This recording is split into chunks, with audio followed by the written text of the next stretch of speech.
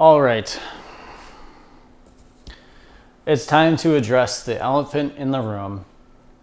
How did a day start off like this? Ball, so just get up out my way. I just want it all, so right now you gotta wait. Wind up ending being like this. Holy shit.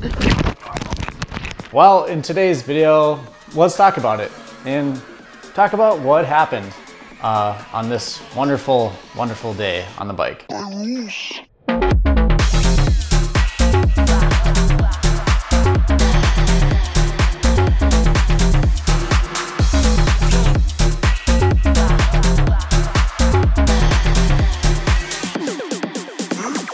Okay, so many of you know what happened to me on that Sunday.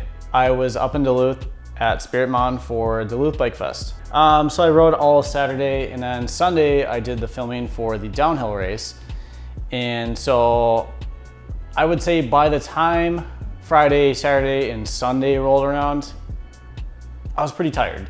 And I wanted to ride again Sunday, so I ended up doing that. So I bought another lift ticket and decided to start riding after the downhill race.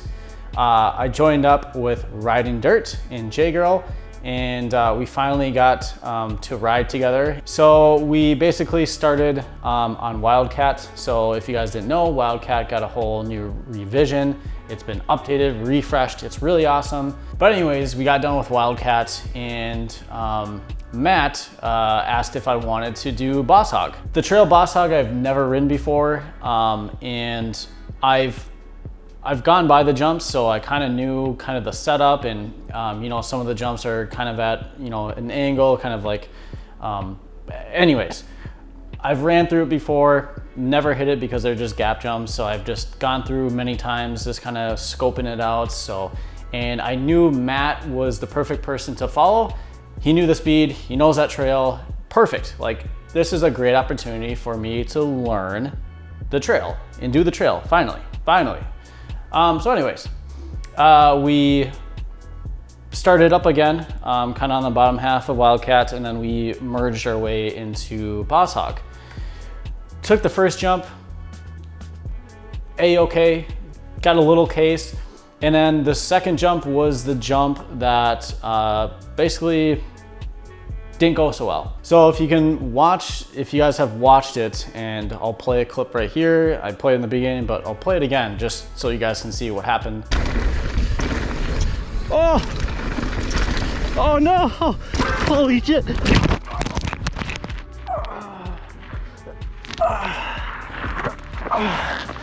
You're even still filming. Yeah. It's gonna be me. What happened there, buddy? So as you can see, not ideal. Not an ideal takeoff, and well, not a very ideal landing. My thinking why I did that, even to this day, I don't know why I did that. It's like I was fully committed, but then not fully committed. A little bit of hesitation showed up a little late to the party. My hesitation in my mind showed up as I was already on the lip of the jump and in the air, and there was no going back. So my trajectory was going left, not right like it should have been, but going left.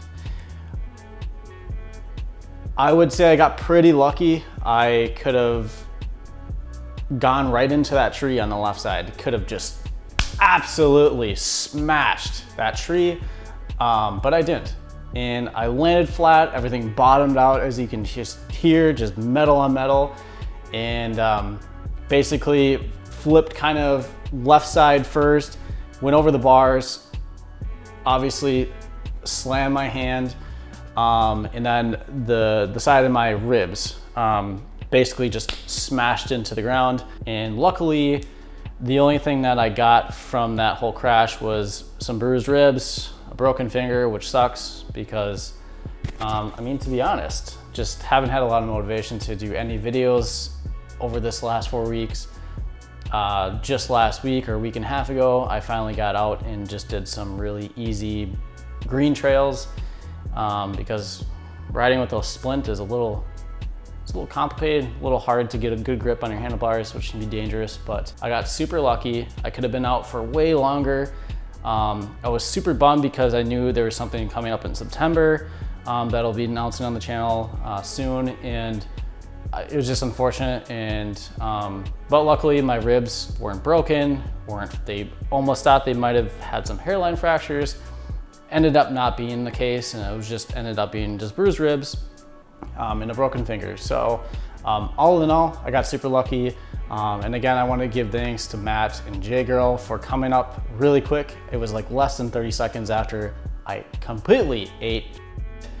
They were back up on the trail, checking in on me, getting my bike off the trail, making sure I was all right. So yeah, it's always good to have people with you, you know, in case something like this happens. And it's definitely an eye opener. And yeah, it was scary. It was really scary. Knocked the wind out of me for a long time.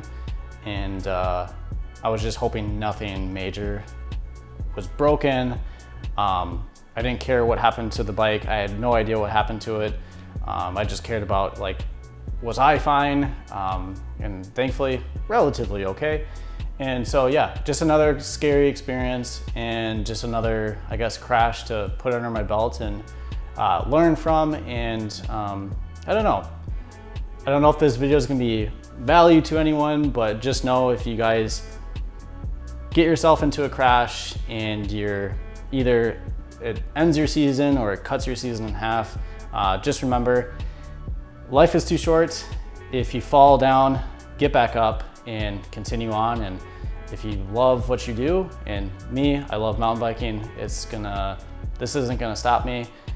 It's gonna hinder me a little bit for a while, but mentally, still in it, and I just can't wait to get back to full speed and hit some new trails and do more content for you guys. And I know this year hasn't been the greatest as far as content, as far as volume, but again, wanted to concentrate more on quality than anything and be a little bit more creative. So there you go, that's what happened. So with all that, I hope you guys enjoyed today's video. And if you did, be sure to hit the like button. If you guys want to see more content and more things like this from me, go ahead, hit the subscribe button. I'll see you guys on the next trail. Flesh.